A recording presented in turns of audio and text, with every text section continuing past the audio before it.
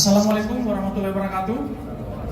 Selamat sore dan salam sejahtera ke semua. Yang terhormat dan saya hormati teman-teman media yang hari ini cukup ramai datang ke Polres Bandara Soekarno-Hatta. Yang saya hormati Kabid Penyidikan Bea Cukai Pak Tigno. Yang saya hormati Kepala Balai POM Tangerang. Yang saya hormati Pak Wakapolres, kemudian Pak Kasat Res Narkoba dan seluruh penyidik. Pertama-tama tentu kita panjatkan puji dan syukur kehadirat Tuhan Yang Maha Kuasa karena pada sore hari ini kita semua bisa hadir di sini dalam kegiatan konferensi pers terkait dengan pengungkapan perkara yang ditangani oleh Satres Narkoba Polres Bandara Soekarno-Hatta. Baik rekan-rekan sekalian, nanti dalam rilis ini ada dua sesi. Pertama nanti akan saya paparkan terkait dengan secara umum ya pengungkapan kasus berkaitan dengan Undang-Undang Kesehatan Zat Etumidate. Kemudian yang kedua tentu saja teman-teman pasti akan banyak bertanya terkait dengan salah satu public figure dan tentu nanti akan kami jelaskan setelah secara umum kami gambarkan terkait dengan pengungkapan kasus. Bapak Ibu sekalian, rekan-rekan wartawan, perlu kami sampaikan bahwa dalam periode bulan Maret dan April 2025 Polres Bandara Soekarno-Hatta melalui Satres Narkoba berhasil melakukan pengungkapan perkara terkait dengan Undang-Undang Kesehatan yang terkait dengan Zat Etumidate. Dalam perkara ini ada 4 kasus atau 4 laporan polisi yang ditangani oleh Polres Bandara Soekarno-Hatta, di mana 3 perkara merupakan joint operation atau kerjasama antara Bea Cukai Bandara Soekarno-Hatta dan Polres Bandara Soekarno-Hatta, sehingga kemudian dari 4 perkara tersebut Polres Bandara Soekarno-Hatta berhasil melakukan penangkapan terhadap 7 tersangka. 7 tersangka itu terdiri dari 3 perempuan dan 4 laki-laki. 6 orang tersangka seperti yang tadi sudah ditampilkan di belakang itu telah dilakukan penahanan mulai dari waktu yang berbeda sejak bulan Maret ya. Dan kemudian 1 tersangka saat ini masih dilakukan pemeriksaan secara intensif di ruang penyidikan Satres Narkoba. Dari 4 perkara yang kita terima dan kita tangani, kita melakukan penyitaan terhadap barang bukti berupa Zat Etumidate sebanyak 881 pieces cartridge. Ini merupakan cairan vape atau rokok elektrik yang kita duga ini sudah mulai banyak dan sudah mulai ramai dikonsumsi oleh masyarakat khususnya di Jakarta. Dan tentu saja teman-teman bertanya kenapa Polres Bandara? Karena kita tahu Bandara Soekarno-Hatta ini adalah pintu masuk kedatangan dari luar negeri, dan semua barang bukti ini merupakan barang-barang yang didatangkan atau dibawa dari luar negeri. Ada yang dari Malaysia dan ada yang dari Thailand. Kemudian terhadap ke-7 tersangka yang sudah kita tetapkan ini, kita kenakan Undang-Undang Nomor 17 Tahun 2023 tentang kesehatan, di mana dalam undang-undang tersebut menyebutkan bahwa setiap orang dilarang untuk memproduksi, mengedarkan sediaan farmasi yang tidak memenuhi standar. Itu termaktub dalam pasal 435, dan kemudian di pasal 436 itu lebih jelas disebutkan bahwa setiap orang yang melakukan kegiatan untuk mengedarkan terkait dengan sediaan farmasi berupa obat keras, itu yang kemudian dikenakan pidana paling lama 5 tahun dan denda 500 juta rupiah. Rekan-rekan sekalian, tentu Undang-Undang Kesehatan ini berbeda dengan Undang-Undang Narkotika. Undang-Undang Narkotika itu Undang-Undang Nomor 35 tahun 2009, dan ini yang kita kenakan adalah Undang-Undang Kesehatan terkait dengan memproduksi ataupun mengedarkan obat keras. Kenapa dia disebut obat keras? Tentu obat keras ini kita kategorikan sebagai obat yang bisa dibeli, bisa dikonsumsi, bisa digunakan harus dengan menggunakan resep dokter. Jadi kalau tidak ada resep dokter, tentu ini adalah bagian dari peredaran yang ilegal dan tentu ancaman pidana yang seperti tadi yang kami sampaikan. Kemudian rekan-rekan wartawan kami sampaikan bahwa dari 881 pieces cartridge ini, kalau ini berhasil diedarkan atau dipasarkan atau diperjualbelikan ke masyarakat umum, itu dengan harga pasaran antara 3 juta sampai 4 juta. Jadi kalau rekan-rekan bisa melihat atau memiliki vape, itu ada cairan yang kemudian dipergunakan dalam rokok elektrik itu, itulah yang mungkin berisi kurang lebih sekitar 4 atau 5 ml cairan, itulah yang kemudian mengandung zat ethylene ini. Dengan nilai harga per cartridge sebesar 4 juta, maka nilai nominal yang bisa kita gagalkan dalam peredaran ini adalah kurang lebih sekitar 3,5 miliar. Dan kita asumsikan bisa menyelamatkan masyarakat untuk tidak menggunakan ethylene ini sebanyak 3.600 orang. Itu gambaran secara umum dulu rekan-rekan. Kemudian yang kedua, kami akan sampaikan terkait dengan public figure yang mungkin dalam beberapa waktu yang lalu teman-teman juga sudah banyak yang mengetahui. Rekan-rekan sekalian, dari 4 perkara yang kita tangani, ada satu perkara yang awalnya kita terima limpahan dari bea cukai, tepatnya di tanggal 13 Maret 2025. Pada saat itu, tugas Piket Bea Cukai berkoordinasi dan melaporkan ke Piket Satres Narkoba bahwa ada mengamankan penumpang yang baru tiba dari Malaysia yang kemudian membawa zat ethylene tadi.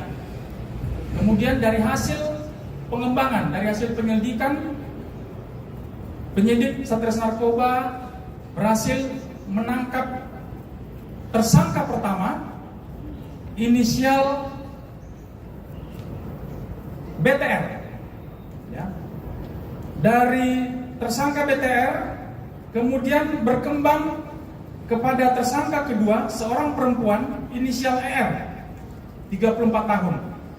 BTR inilah yang yang membawa masuk barang dari luar negeri yang kemudian diamankan oleh Bea Cukai. Kemudian dari hasil pengembangan BTR dilakukan pengembangan terhadap ER. Dari keterangan kedua tersangka inilah kemudian muncul nama JF yang dari hasil keterangan itu memiliki peran untuk pertama membuat WhatsApp group. Jadi mereka membuat WhatsApp group yang berisi para tersangka ER, JF, dan TBR dan TBR tadi. Disitulah mereka membuat grup untuk saling berkomunikasi dan saling mengatur bagaimana supaya barang cartridge ini atau ethylene ini bisa masuk. Tentu menjadi pertanyaan, barang ethylene ini berasal dari mana? Dari pengembangan kedua tersangka, kemudian kita berhasil melakukan penangkapan tersangka ketiga dengan inisial EDS. Jadi awalnya EDS ini berada di luar negeri, tepatnya di Thailand. Dan dari pemeriksaan yang kita lakukan di dalam WhatsApp group, ternyata EDS ini juga masuk atau ikut menjadi anggota grup.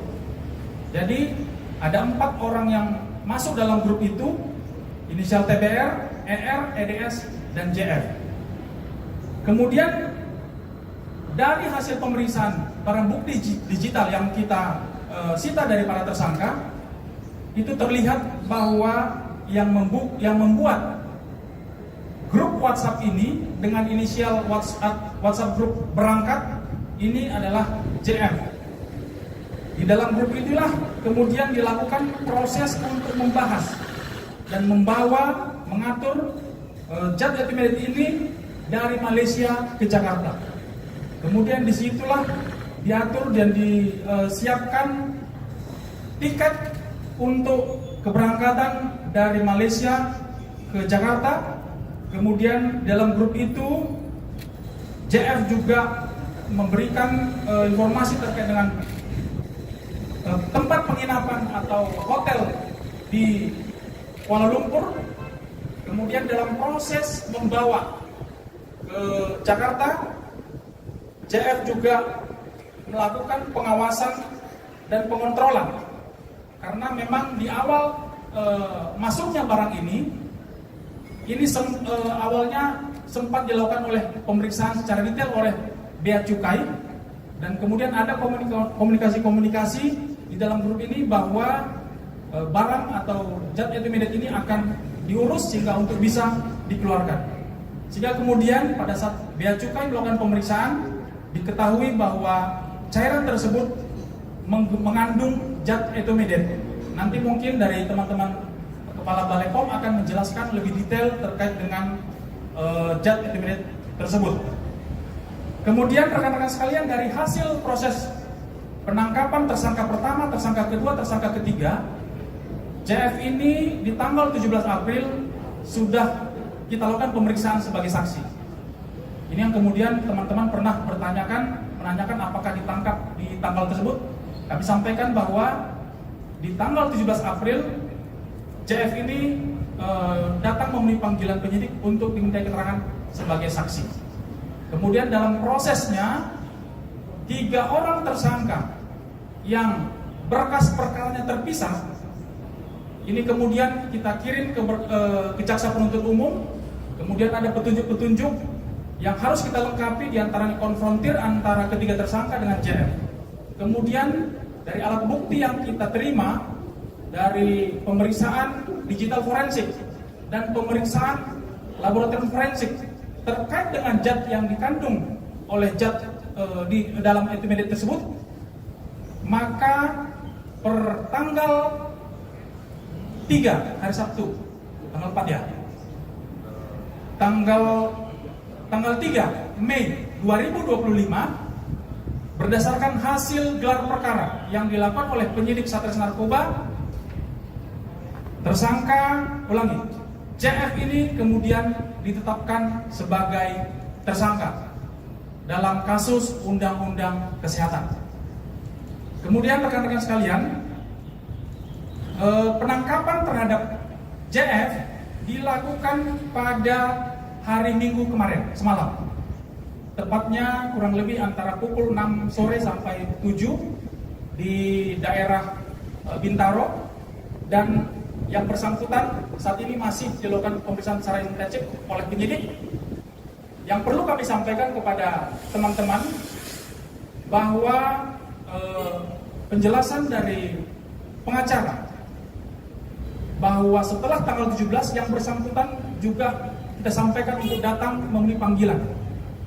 Saat itu pengacara menyampaikan bahwa saudara JF ini sedang mengalami gangguan kesehatan dengan melampirkan surat keterangan dokter, dan memang dari hasil pada saat penyidik melakukan menjemput tersangka dari Serpong, dari kondisi kesehatan, dari kondisi yang bersangkutan memang terlihat masih dalam kondisi yang kurang sehat, tetapi yang bersangkutan kooperatif untuk memberikan keterangan kepada penyidik,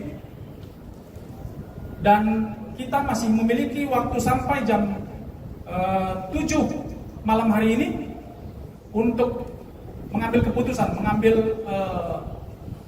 keputusan apakah terhadap JF ini apakah dilakukan penahanan atau tidak dilakukan penahanan, tentu dengan mempertimbangkan segala aspek, ya, dengan mempertimbangkan segala aspek. Kami tadi juga tidak membawa yang bersangkutan ke sini karena memang dari kondisi fisik saudara JF ini masih harus melakukan belum boleh bergerak belum boleh banyak beraktivitas, sehingga dengan kondisi dan aspek kemanusiaan Saudara Jeff belum bisa kami hadirkan, dan mungkin teman-teman melalui humas tadi sudah menunjukkan bahwa yang bersangkutan saat ini berada di ruang pemeriksaan di Satres Narkoba di lantai 4 dan masih melakukan memberikan keterangan kepada penyidik. Mungkin itu yang kami sampaikan kepada rekan-rekan. Nanti hal-hal yang lebih ingin tanyakan, kami berikan waktu untuk tanya jawab kepada Pak Kasat Narkoba. Selanjutnya kami kembalikan kepada pembawa acara. Itu adalah sebagai anestesi ataupun bahasa sederhananya adalah obat bius. Jadi ini adalah sebuah penyalahgunaan obat bius yang harusnya dalam praktek penggunaannya dalam dunia medis adalah dengan pengawasan tenaga ahli yang memiliki keterampilan, yang memiliki kewenangan. Akan tetapi dalam penggunaannya, dalam penyalahgunaan terkait vape ini, tentu saja hal ini membahayakan kesehatan masyarakat. Dan selanjutnya yang kami sampaikan bahwasanya obat keras sekali lagi tidak boleh digunakan tanpa resep dokter. Dan etomidate ini selaku anestesi bekerja dalam sistem saraf pusat, sehingga dalam penggunaannya yang tidak sesuai ketentuan, yang melebihi dosis ataupun tidak sesuai dengan rekomendasi tenaga kesehatan dapat membahayakan keselamatan jiwa yang mengkonsumsinya. Demikian sedikit tambahan dan tanggapan dari Balai Pom Tangerang. Terima kasih.